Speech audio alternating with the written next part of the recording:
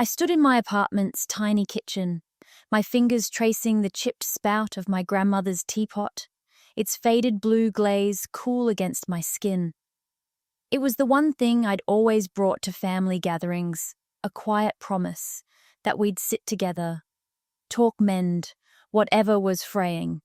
But this morning my phone buzzed with a group chat I wasn't in, and the teapot felt heavier than ever. My sister Chloe's message to our cousin Emma popped up in a screenshot Emma sent me by mistake. Lake House is going to be epic. Everyone's in. Don't tell Lauren yet. She'll make it a whole thing. A whole thing. I'd spent years holding this family together, and now I was the one they'd left off. The guest list for our big summer reunion. I'm Lauren, 32, a graphic designer scraping by in Raleigh with freelance gigs and a one-bedroom apartment that smells faintly of coffee and paint. I've always been the one who shows up, cooking Thanksgiving for 12 when Chloe and her fiancé Ryan forgot to bring a side driving 3 hours to help my parents Diane and Greg move into their new place, even paying Chloe's phone bill when she was between jobs. But showing up doesn't mean being seen, and this lake house snub was proof my family had mastered the art of looking right through me. It started an hour ago when Emma's text landed like a punch. "You coming to the lake house? Aunt Diane's hyped." I stared at my phone coffee, going cold in my mug. Lake house. I hadn't heard a word about it. Emma's follow-up was a screenshot of a group chat, Chloe and Ryan planning a weekend at a Lake Norman rental, Diane chiming in about kayaks, Greg promising his famous burgers. My name was nowhere. Not a tag, not a mention, just a void where I should have been. I called Diane, my hands shaking as I dialed. "Mom, what's this lake house reunion?" I asked, trying to sound casual despite the knot in my stomach. A pause too long to be innocent. "Oh, Lauren, we were going to tell you," she said, her voice syrupy. "It's just a little getaway Chloe's throwing. We thought you'd be slammed with work, you know how you get." "Slammed?" I said, gripping the teapot tighter. "I've been saving my vacation days for family time. You know that. Why wasn't I invited?" "Don't blow this out of proportion." Diane snapped, her tone shifting. "Chloe wanted something low-key and you're always so particular. You can come if you really want to. If I really want to." Like I was some last-minute +1 to my own family. I hung up my chest tight and reread the group chat screenshot. Chloe's messages were all excitement. "Can't wait for the bonfire," but nothing about me. Ryan had suggested a no-drama rule, which now felt like code for keeping me out. I called Chloe next, needing answers. She answered with her usual breeziness. "Hey, Lauren, what's good? Why'd you plan a family reunion without me?" I asked, cutting through her charm. "And don't say I'm too busy. I want the truth." She sighed, the dramatic huff she's perfected since we were teens. "Okay, fine. I needed one thing where I didn't have to deal with you organizing every second. You're always in control, menus, schedules, everything. It's exhausting. I thought you'd be cool skipping this one." "Cool," I said, my voice rising. "I'm not your assistant, Chloe. I plan things because no one else does. Last Christmas I spent 2 days cooking while you and Ryan showed up with a half-empty bottle of wine, and now I'm the problem." See, this is exactly why she shot back. "You're making it about you." "It's not personal, Lauren. Just let us have this." The call ended with her mumbling about adding me to the chat, but no invite came. Instead, Ryan texted, "You're welcome to swing by, but it's kinda packed. Maybe bring a sleeping bag." The dismissal stung worse than Chloe's words. I wasn't just uninvited. I was an inconvenience. I set the teapot down, its cracks staring back at me like a map of everything breaking. My grandmother used to say it held the warmth of us, every argument, every laugh, every late-night talk over tea. I'd carried it to every family event, believing it tied us together. Now it felt like a lie, a relic of a family that didn't want me. I texted Jess, my best friend. Since college. They planned a reunion without me. I feel like I'm nothing to them. Her reply was instant. "That's bullshit, Lauren. You're the one who keeps them glued. They're banking on you always showing up. Maybe it's time to show them what happens when you don't." Her words hit hard. I'd always shown up, poured everything into this family, money, time, heart. But what if I stopped? What if I reclaimed the space they'd tried to erase? I opened my laptop and booked a solo Airbnb on Lake Norman, a small cabin a mile from their rental. Not to crash their party, but to prove I didn't need their table to belong. As I packed, I tucked the teapot into my bag, not sure why. Maybe it was habit. Or maybe I wasn't ready to let it go, not yet. I glanced at my notebook where I'd started listing every time I'd bailed Chloe out $200 for her phone, $500 for Ryan's car repair, hours planning her engagement party. It was a habit keeping track, but now it felt like evidence. Evidence of what I wasn't sure. But as I zipped my bag, a quiet resolve settled in. This wasn't just about a weekend. It was about taking back my voice, my place, my warmth. And if they couldn't see me, I'd make damn sure they felt my absence. The Lake Norman highway stretched out like a ribbon of heat and doubt. My Hyundai's hum, the only sound louder than my thoughts. The teapot sat in a cardboard box on the passenger seat, its chipped spout peeking out like it was judging my plan. Was I really driving 2 hours to a family reunion I wasn't invited to, just to hole up in a solo cabin a mile away? Last night, booking the Airbnb felt like a middle finger to Chloe's exclusion. Now, with the lake's shimmer coming into view, it felt like I was shouting into a void. Maybe Diane was right. Maybe I was blowing this out of proportion. I pulled into the cabin's gravel driveway just past noon. It was a squat wooden thing, more shed than retreat, with a porch that sagged under a single rocking chair. But the lake sparkled through the pines, and the silence wrapped around me like a blanket. I hauled my bags inside, set the teapot on the kitchen counter, and tried to ignore the knot in my chest. This wasn't about begging for a spot at their bonfire. It was about proving I didn't need their table to exist. My phone pinged as I unpacked. Jess, my lifeline. You at the cabin. Don't let them gaslight you into feeling small. You're a damn queen for this. I grinned, her hype cutting through my nerves. She'd offered to tag along, but I'd said no, this was my fight. I texted back. Just got here. Half brave, half unhinged. Pray I don't start a lake riot. Her reply was a string of fire emojis and a go get 'em. I spent the afternoon settling in, trying to lean into the solitude. I brewed chamomile in the teapot, its steam curling like a memory of my grandmother's voice. This holds our warmth. Lauren, don't let it go cold. I carried my mug to the porch and sketched the lake's ripples in my notebook, each stroke a tether to something solid.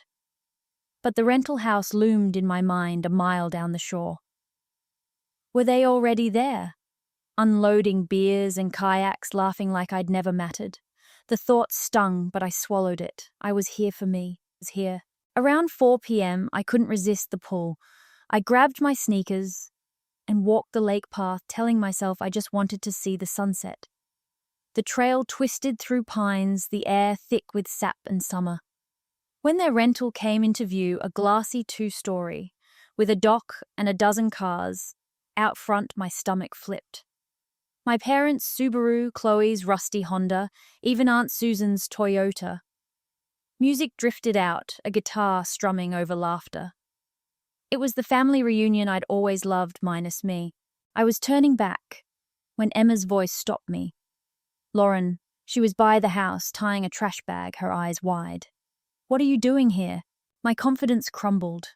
I'm staying nearby, I said, cringing at how weak it sounded. Just walking. Nearby, Emma frowned, dropping the bag. Like at the lake, I thought you weren't coming. I wasn't invited. I said the words sharp before I could soften them. But I didn't feel like sitting this one out. Emma's face fell. I'm sorry. I didn't know you weren't in the chat until I texted you. Chloe said you were buried in work and didn't want to deal. That's a lie, I said, my voice tightening. Chloe decided I'm too controlling for her low-key vibe. Apparently planning Thanksgiving so everyone eats makes me a dictator. Emma shifted, glancing at the house. That's not fair. You're the one who makes these things work. Last Easter, You sorted the whole menu, while Chloe and Ryan brought, what a bag of chips. I told her it was messed up to leave you out. Her words were a small balm, but they didn't erase the sting. Before I could respond, the patio door slid open and Chloe stepped out, a seltzer in hand. Her smile vanished when she saw me. Lauren, why are you here? The air thickened, eyes turning toward us. Diane appeared behind Chloe, her face a mask of forced calm. Greg hovered in the doorway, awkward as ever. Ryan leaned against the railing, smirking like I was a stray dog wandering in. I'm staying at a cabin down the shore, I said, lifting my chin. Figured I'd enjoy the lake since I wasn't welcome here. Chloe's eyes narrowed. So you just show up uninvited, real classy Lauren. Uninvited, I shot back, my pulse spiking. You planned this behind my back. You don't get to play victim when I call it out. Girls enough, Diane cut in, her voice sharp. This is a family weekend. Lauren, if you wanted to be here, you could have said something. I shouldn't have to beg to be included. I said the words raw. You all decided I don't belong, without asking me. What did I do to earn that? Greg cleared his throat. Lauren, it's not personal. Chloe thought you'd prefer your own space. You're always so intense about plans. Intense, I said, my hands clenching. I'm intense because I care. Because I've been the one keeping this family from falling apart. And now you're acting like I'm the problem for wanting to be here. Silence fell heavy and jagged. Chloe's jaw tightened, but she didn't speak. Ryan's smirk faded, and Emma looked like she wanted to sink into the ground. Diane's eyes flicked away like she couldn't face me. Only Aunt Susan, watching from the window, met my gaze, her expression unreadable. Then Diane spoke, her voice low. Lauren, you're causing a scene. If you're going to stay, act like family, not some martyr. The word martyr hit like a slap. I'd spent years proving I was family, paying for Chloe's mistakes, organizing their chaos, carrying that damn teapot like a torch. And this was what I got. I turned and walked away, the gravel crunching under my sneakers. Their voices fading. I didn't look back, but their judgment clung to me like damp air. Back at the cabin, I collapsed onto the couch, my heart racing. The teapot sat on the counter, its cracks glinting in the dusk. I wanted to smash it, to let it break, like my faith in them. Instead, I pulled out my notebook. Flipping to the list, I'd started $200 for Chloe's phone, $500 for Ryan's car, $1, $200 for their engagement party. It wasn't just money, it was time, trust, pieces of me I'd given freely. I added a new line, Lake House Reunion, July 2025, excluded. If they wanted to erase me, I'd make sure they saw exactly what they were losing. I texted Jess, confronted them. Went as bad as expected. Starting to think the teapot's cursed. Her reply was quick. Not cursed, just waiting for the right people to hold it. You're not invisible, Lauren. Keep going. I didn't reply. I poured tea from the teapot and sat on the porch, the lake's ripples catching the last light. Their music echoed faintly, a reminder of the family I wasn't part of. I could have gone back, apologized, tried to fit their mold, but I was done bending. Tomorrow I'd figure out how to make them see me, not with shouts, but with something they couldn't ignore. The teapot, the list, my truth. They weren't ready for it, but I was. I woke to the lake's gentle lapping, and a headache that felt like last night's confrontation had carved itself into my skull. Chloe's real classy, Diane's martyr, Greg's limp. It's not personal, each word replayed like a bad song stuck in my head. I'd come to Lake Norman to reclaim my place, but all I'd done was prove how easily they could dismiss me. I rolled out of bed and shuffled to the kitchen, where the teapot sat on the counter, its chipped spout glinting like a challenge. My grandmother's words echoed. This holds our warmth. But what good was warmth if the people you gave it to kept letting it go cold? My phone buzzed on the nightstand. A text from Emma. I feel like shit about last night. Can I come by? I hate how they treated you. Her words were a flicker of hope, but I hesitated. Emma had seen me drowning at the rental. and stayed quiet. Still, her reaching out was more than anyone else had done.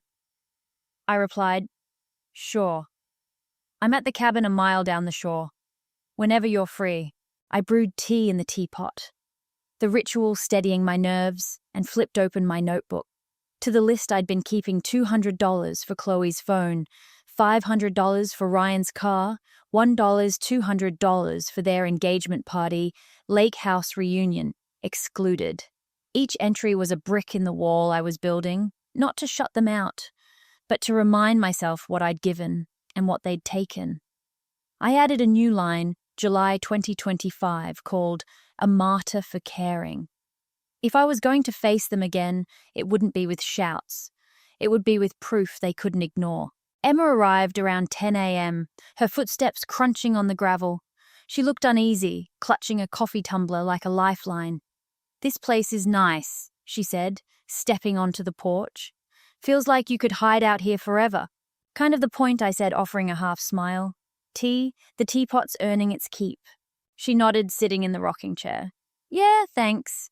And I'm really sorry about yesterday. I should have backed you up when Chloe and Aunt Diane ganged up. It was messed up." I poured her a cup, the steam rising between us. "I appreciate that. But why didn't you say anything? You saw how they acted like I was crashing my own family." Emma sighed, staring into her tea. "I don't know. I guess I didn't want to make it worse.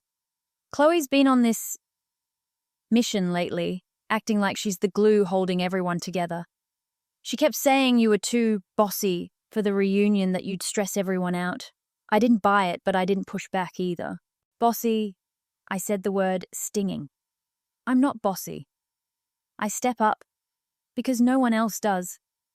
Last summer I planned Mom and Dad's anniversary dinner, while Chloe and Ryan showed up late with a $10 gift card. And now I'm the problem." "It's not fair," Emma said, leaning forward. "Chloe's been weird about you for a while. I think she's, I don't know, threatened. You've got your life together, your job, your place, no one bailing you out. She's always scrambling, and it's like she resents you for not needing anyone." I sat back, stunned. Threatened Chloe was the charmer, the one who could smile her way out of any mess. I was the one cleaning up after her, co-signing her lease, covering her bills, carrying the teapot to every gathering, like a fool who believed in family. The idea that she saw me as a threat was a puzzle piece I couldn't quite fit. Threatened by what I said, my voice low. "I've given her everything, money, time, my sanity. What does she have to be jealous of?" Emma shrugged. "It's not about stuff. It's about how you don't need their approval. Chloe's always chasing it. Diane's praise, Ryan's mood swings, everyone's likes on her posts. You just do you. It drives her nuts." Before I could process that, my phone pinged. The group chat I'd been grudgingly added to after last night. Chloe's message, "Bonfire tonight at 7. Bring drinks if you're coming. No drama, please." The no drama was a jab at me as subtle as a brick. I showed Emma, who rolled her eyes. "She's covering her ass," Emma said. "After you called them out, Diane was muttering about keeping the peace. Chloe's probably pissed she had to invite you." I set the phone down, my stomach twisting. Part of me wanted to skip the bonfire to stay in my cabin and sketch until the hurt faded. But the part that had driven me here, the part that refused to be erased, wanted to show up, not to beg, but to stand my ground. "I'm going," I said, more to myself. "But not to play their game. I'm done pretending I'm the problem." Emma nodded, a flicker of respect in her eyes. "I'll be there, and I'll have your back this time, I promise." She left soon after, and I spent the afternoon sketching the lake, trying to untangle Emma's words. Chloe threatened by me. It didn't make sense, but it gnawed at me, mixing with memories of her casual dismissals, her way of turning my efforts into burdens. I flipped to my list again, staring at the numbers. Each one was a choice I'd made to keep her afloat. What had she chosen for me? Exclusion, silence, a group chat I wasn't in. As the sun dipped, I got ready for the bonfire. I pulled on a flannel and jeans, packed a cooler with seltzers, and grabbed the teapot, tucking it into a tote bag. It was a strange choice, but it felt right, a reminder of what I'd carried for them and what I might still carry for myself. The walk to the rental was heavy, each step, a question I couldn't answer. What was I hoping for? An apology, a fight, or just the chance to be seen? The bonfire was crackling when I arrived, chairs and blankets circling the flames. Cousins chatted, uncles cracked beers, and Aunt Susan sliced peaches for her cobbler on a folding table. Chloe stood by the fire, laughing with Ryan, but her eyes flicked to me as I approached. Diane handed out marshmallows, her smile tight. Greg sat with a beer, avoiding my gaze. It was every summer gathering I'd ever known, except I felt like a ghost. Lauren, Aunt Susan called, her voice warm. Brought the teapot, huh? Good to see you. Yeah, I said, setting the tote down. Can't have a family thing without it, right? The words were half joking, but they landed like a stone. A few cousins glanced over, conversations faltering. Chloe broke the silence, her voice carrying. So Lauren, you're really doing this? Showing up like you're owed something. The air shifted eyes on me. Ryan chuckled, tossing a stick into the fire. I could have backed down, smiled, played the good sister, but I was done. I'm here because I'm family Chloe. I said, my voice steady. Not because I'm owed, because I belong. Whether you like it or not. Her smile faltered, something unreadable in her eyes. Diane stepped in, her tone forced. Let's keep this fun, okay? Lauren, grab a drink and relax. I didn't move, sitting in a chair with the teapot at my feet.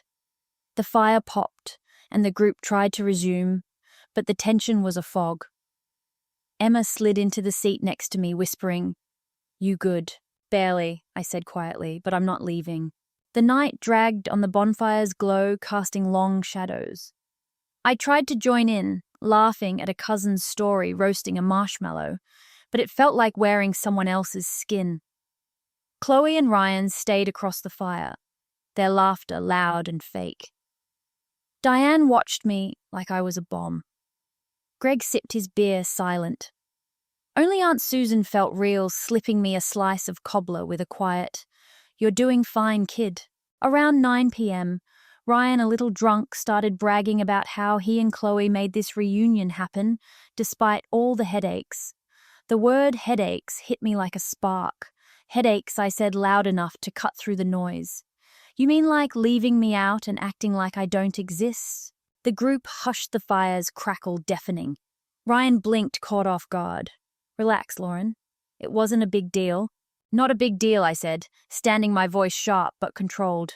You planned this behind my back. You, Chloe, Mom, Dad. All of you decided I'm not worth a seat at this fire. Why? Diane's face hardened. Lauren, you're exaggerating. We didn't want to stress you out. You're always so demanding. Demanding? I said, my laugh bitter. I'm demanding because I care. Because I've been the one making sure we have dinners, anniversaries, memories. And this is my reward, a secret chat and a pat on the head.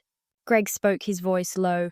Lauren, we didn't mean to hurt you, but Chloe's right, you can be overwhelming. We just wanted something easy, overwhelming. The word was a knife, and the silence that followed was worse. I looked around, hoping someone would disagree. Most avoided my eyes, their guilt a wall. Emma stared at her hands, quiet despite her promise. Only Aunt Susan looked at me, her gaze steady but sad. I grabbed the teapot's tote and walked away, the lake's hum swallowing the fire's glow. My notebook burned in my mind, those numbers and dates, a truth they couldn't dodge. I wasn't just fighting for a seat anymore. I was fighting for me. And the teapot might just help me win. The morning after the bonfire, my cabin felt like a cage, trapping the echo of Greg's overwhelming and the silence that followed. I'd stood up to them, but their dismissal clung to me like smoke. I sat on the porch, the teapot on the table beside my coffee, its chipped spout, a mirror of my fractured trust. I'd come to Lake Norman to be seen, but all I'd gotten was proof that my family saw me as a burden. My notebook lay open in my lap, the list glaring back $200 for Chloe's phone, $500 for Ryan's car, $1 $200 for their engagement party, lake house reunion excluded called a martyr for caring. Each line was a wound, but also a weapon, one I wasn't sure how to wield yet. My phone buzzed, snapping me out of my spiral. Jess, you okay? Don't let them dull your spark. You're bigger than their bullshit. I managed a faint smile and texted back, hanging on. Bonfire was a mess. Thinking about bailing. Her reply was instant. No way. You're not the one who should run. That teapot's got more fight left and so do you. Her faith in me and the teapot kept me grounded, but I needed more than words to face another day here. I decided to clear my head with a kayak rental paddling out onto the lake's glassy surface. The rhythmic pull of the paddle dulled the ache, letting me pretend for a moment that I was just a woman on a summer escape. But every ripple reminded me of the rental house, their laughter, the fire I'd walked away from.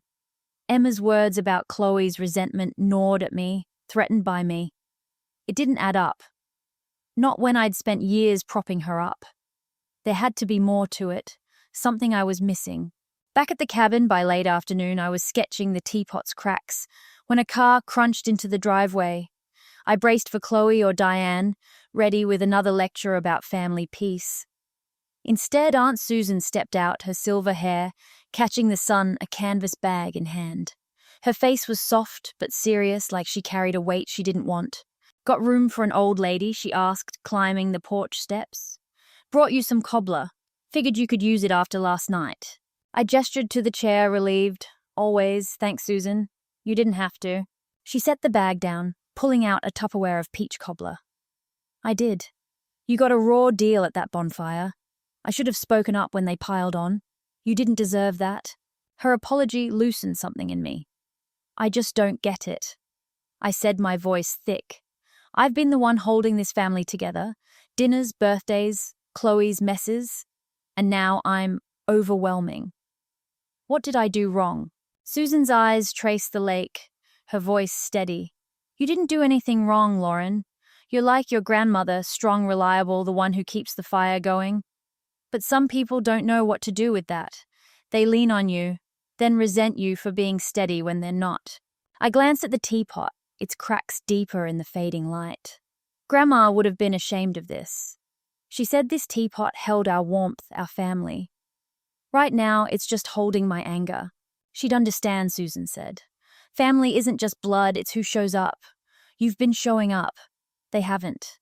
And there's something you need to know, but it's heavy. My pulse quickened. What? Susan folded her hands, choosing her words. I overheard Chloe and Ryan last night after you left.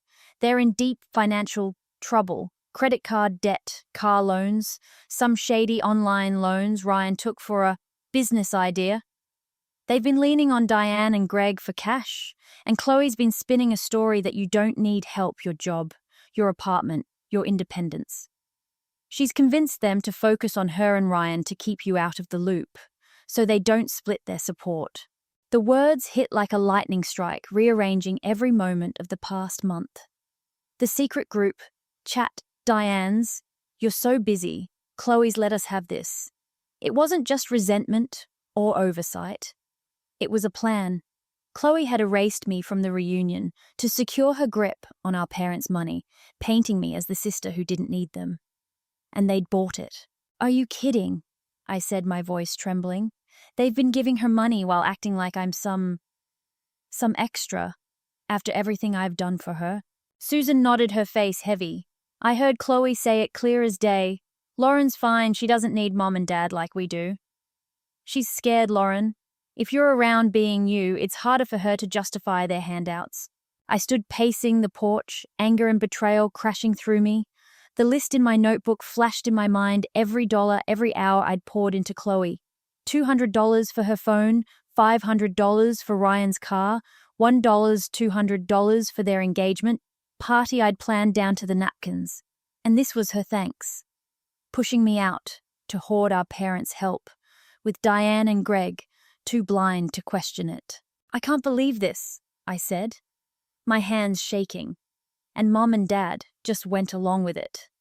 They didn't even talk to me. They're not innocent, Susan said. Diane's always fallen for Chloe's charm, and Greg avoids the hard stuff. They took the easy road believing you're fine because it let them off the hook. I sank back into the chair, staring at the teapot. It had held my grandmother's love, her belief in family, every cup of tea we'd shared. Now it felt like a fraud, a vessel for a lie. What do I do? I whispered.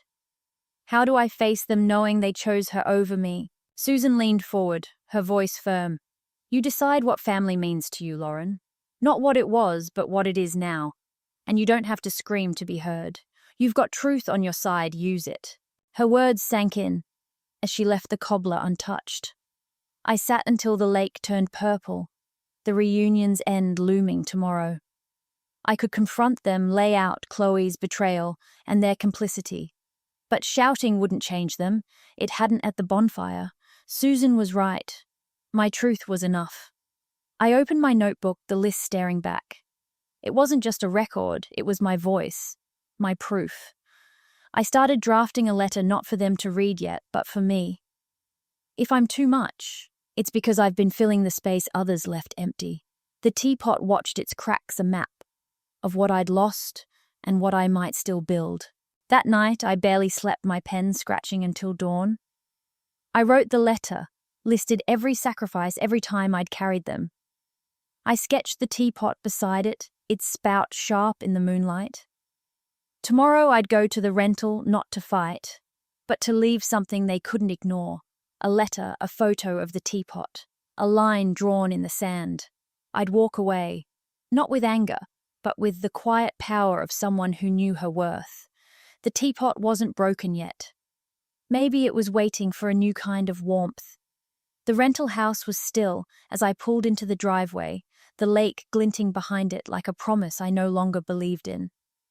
Only a few cars remained. Diane and Greg's Subaru, Chloe's Honda, Aunt Susan's Toyota.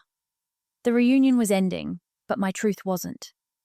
In my bag was the letter I'd written last night, each word carved from years of giving $200 for Chloe's phone, $500 for Ryan's car, $1, $200 for their engagement, party, countless hours, holding this family together. Tucked beside it was a photo of the teapot, its chipped spout sharp against the cabin's moonlight. The note on the back read, "If I'm too much, it's because I've been filling the space others left empty." I wasn't here to shout. I was here to leave something they couldn't unsee. I knocked on the patio door, my heart steady despite the weight. Greg opened it, his eyes tired but surprised. "Lauren," he said, stepping aside. "Didn't expect you." "I'm not staying long," I said, clutching the envelope. "I need you all to hear me out one last time." He led me to the living room, where Diane sat on the couch, her phone idle for once. Chloe and Ryan were at the dining table picking at breakfast leftovers. Susan stood by the kitchen, her nod, a quiet anchor. The air was heavy, like they knew something was coming. "What's this, Lauren?" Diane asked, her voice wary. "We're packing up. Can't this wait?" "No," I said, my voice calm but firm. "It can't. I know about Chloe and Ryan's debt credit cards, loans, the works. I know you've been giving them money, Diane, Greg, because Chloe told you I don't need you. That I'm independent, too fine to care. And I know that's why you left me out of this reunion, to keep the focus on her." Chloe's mug hit the table, her face draining.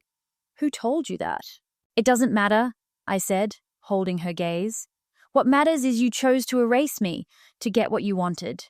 You told our parents I'm fine so they'd prioritize you. And you two," I turned to Diane and Greg, "you didn't even ask me. You let her rewrite me out of this family." Diane's lips parted, but no words came. Greg stared at the floor, his hands clenched. Ryan shifted, mumbling, "You're blowing this up, Lauren. We're just trying to survive." "Survive," I said, my voice rising, but controlled. "I've been helping you survive for years, Ryan. Chloe, I paid your phone bill, planned your engagement party, co-signed your lease. I gave everything, and you repaid me by making me invisible. That's not survival, it's betrayal." Chloe's eyes welled, but her jaw stayed tight. You don't understand, she said, her voice shaking. You've always had it together, your job, your life. We're drowning. I didn't mean to hurt you. I just needed them more. Needed them more, I echoed the words, a knife. You didn't need to lie about me. You could have asked for help. I would have given it like always. Instead, you pushed me out. And Mom, Dad, you let her because it was easier than seeing me. Greg's voice cracked. Lauren, I didn't know it was like that. You should have asked. I cut in softer, but firm. But you didn't. None of you did. I pulled the envelope from my bag, holding it up. This is a letter listing every time I showed up for this family, every dollar, every hour, every sacrifice. It's not for you to read now. It's for you to keep, to remember what you took for granted. And this, I tapped the teapot photo, is what I carried for us. I'm done filling your empty spaces. I set the envelope on the table, the photo peeking out. Susan's eyes shone with pride, but the others were silent. Diane's hands twisted in her lap. Greg's face crumpled, and Ryan looked away. Chloe reached for the envelope, then stopped, tears spilling. Lauren, she whispered, I'm sorry. I was scared. I didn't mean. I hear you, I said, my voice steady. But sorry isn't enough. Show me you mean it. Not with words, with actions. Until then, I'm done. I turned to Diane and Greg. I'm also stepping back from the family fund. If I'm too independent, then I'll be just that. I don't need your money or your guilt. I need respect. The silence was deafening, the teapot's photo a quiet witness. I walked out the patio door, sliding shut behind me. The lake sparkled, indifferent to my storm. I drove back to the cabin, the envelope's weight gone, but my heart still raw. I'd left them my truth, not as revenge, but as a line in the sand. Now it was their move. At the cabin, I found the teapot on the counter where I'd left it. I'd thought about leaving it behind, letting it carry the pain of their betrayal. But Jess's words echoed. It's waiting for the right people. Maybe it wasn't about them anymore. I packed it carefully, my fingers lingering on its cracks. It had held my grandmother's love, my family's failures, and now maybe a new kind of warmth. Back in Raleigh, I posted a photo of the teapot on Instagram, not a rant, but a quiet story. This teapot's seen every fight, every laugh, every time I showed up. This summer I learned family isn't just blood, it's who stays when it's hard. I'm building that now, one cup at a time. The likes rolled in, but the comments from Jess, Emma, and Susan hit hardest. You're enough here for you. That teapot's got stories left. Chloe texted a week later, a hesitant apology. I read your letter. I messed up. Can we talk? I replied. Maybe one day. Show me, don't tell me. Diane called, her voice strained, but I let it go to voicemail. Greg emailed, admitting his silence was a failure, asking for a chance. I saved it, not ready to answer. Susan became my rock, sending recipes and stories of my grandmother's strength. Emma and I grew closer, her guilt turning to action as she called out Chloe's lies in family chats. I started therapy in August, Dr. Patel helping me unpack the guilt of stepping back. You're not abandoning them, she said. You're choosing you. That's not selfish. It's survival. Her words freed me to build something new. I hosted a tea sketch night in September, my apartment crowded with Jess, her boyfriend Connor, Emma, Susan, and a few work friends. The teapot sat on the table filled with chamomile, its cracks glowing in the candlelight. We drew, laughed, shared stories, not of betrayal, but of hope. As I poured tea, Emma sketched the teapot, her lines soft but sure. It's still got warmth, she said, smiling. Not for those who broke it for us. I looked around, my heart full. The lake house had shattered me, but it led me here to a family that saw me. The teapot wasn't just a relic, it was a promise, holding the warmth of those who stayed. Chloe, Diane, Greg might find their way back, but I didn't need them to be whole. I was enough, and the teapot's cracks proved it broken, but still holding light.